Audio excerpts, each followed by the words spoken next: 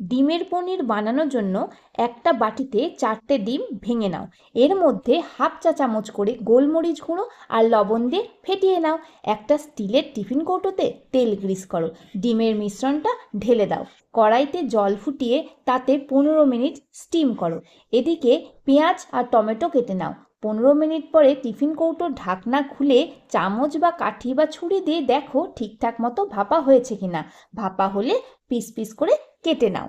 তাহলেই পনির রেডি। এবার কড়াইতে তেল দিয়ে পনিরগুলো ভাজো। ভাজা হয়ে গেলে তুলে রাখো। ওই তেলে জিরে তেজপাতা ফোড়ন দাও। সুন্দর গন্ধ উঠলে পেঁয়াজ দাও। ভাজা ভাজা হলে টমেটো দাও। আবার কষাও। আদা রসুন পেস্ট, লবণ, হলুদ, ধনে গুঁড়ো, জিরে গুঁড়ো, চিনি, কাশ্মীরি লাল লঙ্কার গুঁড়ো দিয়ে ভালো করে কষাও। কষানো হলে জল ঢালো। ফুটে উঠলে পনিরগুলো দিয়ে দাও। যখন পনিরগুলো ফুটে উঠবে দিয়ে দাও গরম মশলা। নামিয়ে নাও। আমিষ পনির রেডি। ভালো লাগলে সাবস্ক্রাইব